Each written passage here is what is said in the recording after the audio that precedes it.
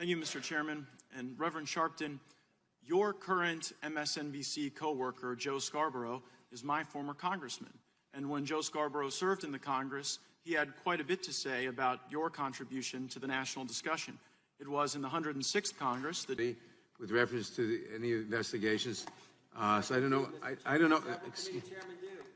This committee has no such memorandum of understanding. I'm not aware of any others, but there may be. But this committee has no such memorandum of understanding. And number two, since the gentleman from Ohio cast aspersions on the witness, I would remind everyone that after Mr. No, I didn't, Mr. Chairman. I read his statements. I did not cast aspersions. I read his statements. Very well. Since I believe the gentleman cast aspersions... You're wrong. Fine. Since I believe the gentleman cast aspersions on the character and truthfulness of the witness, I would remind everyone that after exhaustive testimony in 1973, when the tapes were revealed, it was revealed that... Ambassador, I just want to clarify something before I yield. Are you against political appointed ambassadors? Is it not the president's prerogative to appoint whoever he wants in any country? First of all, I am not against political ambassadors, just to be clear. I just wanted to clear that up. Now, can I yield to Ms. Stefanik? I need your permission. You may yield. Thank you. Ambassador, before I was interrupted, I wanted to thank you for your 30 years of public service, from Mogadishu to Ottawa to Moscow to London to Kyiv. I also wanted to thank you for hosting the numerous bipartisan delegations. I led one of those delegations in Ukraine. My questions today will focus on three key themes. The first is the role of the president when it comes to appointing our ambassadors. The second is long-standing corruption in Ukraine. And the third is aid to Ukraine. Earlier this week, as you know, we heard from George Kent. And I know that Mr. Kent is a colleague, a friend, and someone who you deeply respect.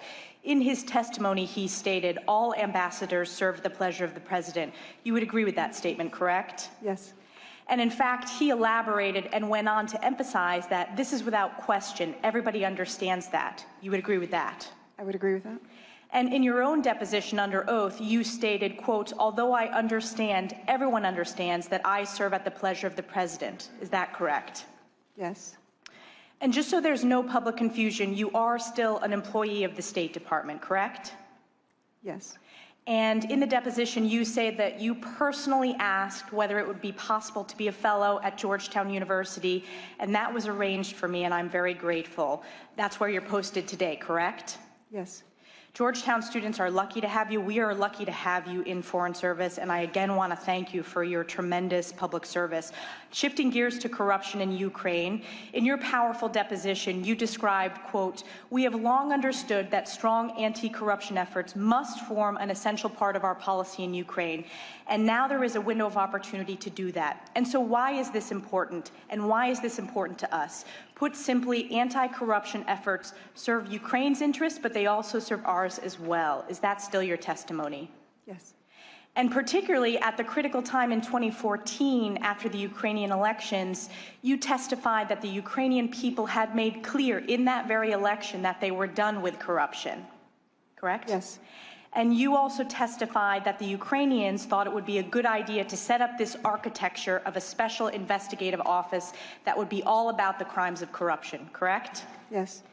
And I know this was before you arrived in Ukraine, but you are aware that the first case that the US, UK, and Ukraine investigators worked on was in fact against the owner of Burisma. Yes. And that was during the Obama administration. Yes. And in your testimony, you said today, the investigation was never formally closed because, quote, it's frankly useful to keep that company hanging on a hook, right? That's your quote. Yeah, the Ukrainian investigation was never closed. Partnered with the US and the UK. As I understand it. Yeah, although because we didn't see the Ukrainians moving forward on that, we no longer partner with them on that case or in that way. But let's take a step back. The first time you personally became aware of Burisma was actually when you were being prepared by the Obama State Department for your Senate confirmation hearings. And this was in the form of practice questions and answers. This was your deposition. And you testified that in this particular practice Q&A with the Obama State Department, it wasn't just generally about Burisma and corruption, it was specifically about Hunter Biden and Burisma. Is that correct? Yes, it is. And the exact quote from your testimony, Ambassador, is, quote, "The way the question was phrased in this model Q&A was, what can you tell us about Hunter Biden's, being named to the board of Burisma?" So for the millions of Americans watching, President Obama's own State Department was so concerned about potential conflicts of interest from Hunter Biden's role at Burisma that they raised it themselves while prepping this wonderful ambassador nominee before her confirmation. And yet our Democratic colleagues and the chairman of this committee cry foul when we dare ask that same question that the Obama State Department was so concerned about. But we will continue asking it. And lastly, in my 20 seconds left, I just want to get it on record. In terms of defensive lethal aid, which you were an advocate for, that was not provided by President Obama. It was provided by President Trump. That's correct. I yield back 5 seconds. I thank the ranking member. Colonel, I want to thank you for your service and sacrifice to our great country. This afternoon, your former boss, Mr. Morrison, is going to be sitting right where you're sitting, and he's going to testify. And I want to give you a chance. I think we're bringing you a copy. I want to give you a chance to respond to some of the things Mr. Morrison said in his deposition, page 82 of the transcript from Mr. Morrison. Mr. Morrison said this: "I had concerns about Lieutenant Colonel Vindman's judgment. Among the discussions I had with Dr. Hill in the transition was our team, its strength, its weaknesses, and Fiona and others had raised concerns about Alex's judgment." When Mr. Morris was asked by Mr. Castor, "Did anyone ever bring concerns to you that they believe Colonel Vindman may have leaked something?" Mr. Morrison replied, "Yes." So your boss had concerns about your judgment. Your former boss, Dr. Hill, had concerns about your judgment. Your colleagues had concerns about your judgment, and your colleagues felt that there were times when you leaked information. Any idea why they have those impressions, Colonel Vindman? Yes, Representative Jordan. I guess I'll start by reading Dr. Hill's own words, as she attested to in my last evaluation that was dated middle of July, right before she left. "Alex is a top 1% military officer and the best Army officer I've worked with in my 15 years of government service. He is brilliant, unflappable, and exercises excellent judgment." So it was It was exemplary during numerous visits, so forth and so on, but I think you get the idea. Mr. Morrison, yeah, the date of that was,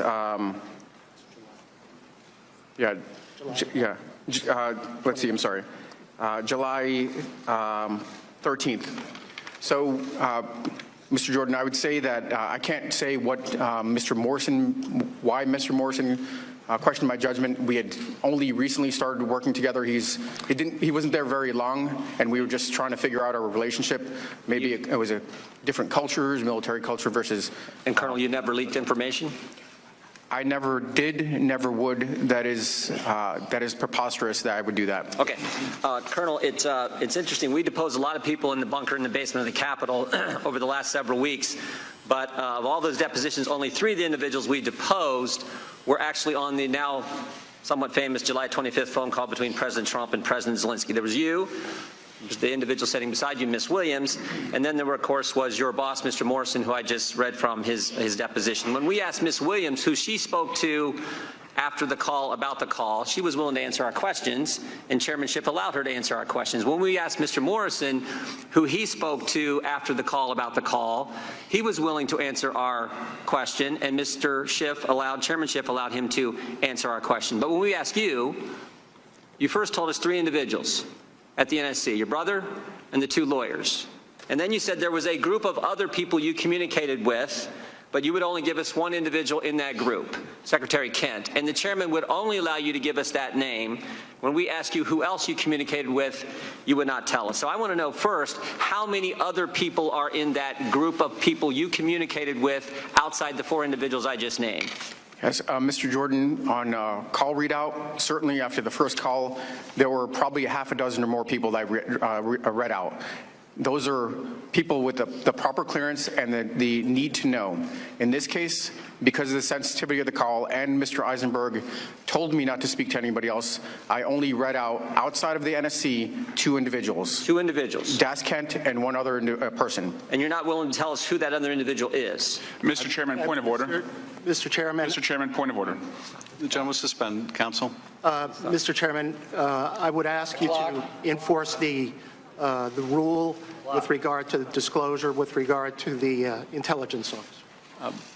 Thank you, Counsel. You know, as I indicated before, this committee will not be used to out the whistleblower. That same Mr. Chairman, necessity can you to first stop protect the time so I don't lose the will time? persist. You are recognized again, Mr. Jordan. Mr. Chairman, I don't see how this is outing the whistleblower. The witness has testified in his deposition that he doesn't know who the whistleblower is. You have said, even though no one believes you, you have said you don't know who the whistleblower is. So how is this outing the whistleblower to find out who this individual is? Mr. Jordan, this is your time for questioning. You can use it any way you like, but your question should be addressed to the witness. And your question should not be addressed to trying to out the whistleblower. Well, okay. Colonel Vindman, there's another thing Mr. Morrison told us in his deposition. He said he was not concerned about the call itself. He said there was nothing illegal or improper on the call, but he was concerned about the call leaking, the contents of the call leaking. He said this, he was concerned how it would play out in Washington's polarized environment, how the contents would be used in Washington's political process. Mr. Morrison was right. Excuse me, Mr. Jordan, could I get a page? Page 44. Mr. Morrison was right. The call leaks. The whistleblower goes to Chairman Schiff, staff. Then he runs off to the lawyer, the same lawyer who said in January of 2017 the coup has started against President Trump. The one thing the Democrats they didn't count on was the president releasing the call transcript and letting us all see what he said. They didn't count on that.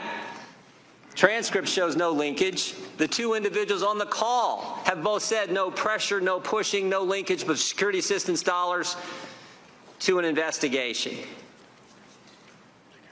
Ms. Williams, after the call on the 25th, we know that Colonel Vindman talked to several people. After the call on the 25th, how many people did you talk to about the call? I did not speak to anybody about the call. Didn't speak to anybody? No. I yield back. Mr. Himes. Thank you, Mr. Chairman. Mr. Chairman, I ask unanimous consent to enter the Lieutenant Colonel's performance review into the record. May I inquire of Colonel Vindman whether you would like us to do that? If you would, we're happy to. If you would prefer it not be in the record, I leave that to you. With redactions. Yeah, I guess with redactions, it has PII in it, and that should be protected. And maybe the only elements that are relevant are the actual narrative.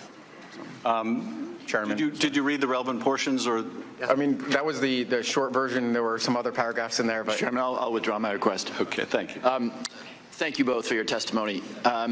Ms. Williams, you joined the Foreign Service in 2006, correct? Correct. Prior to becoming a nonpartisan career official, you worked as a field representative.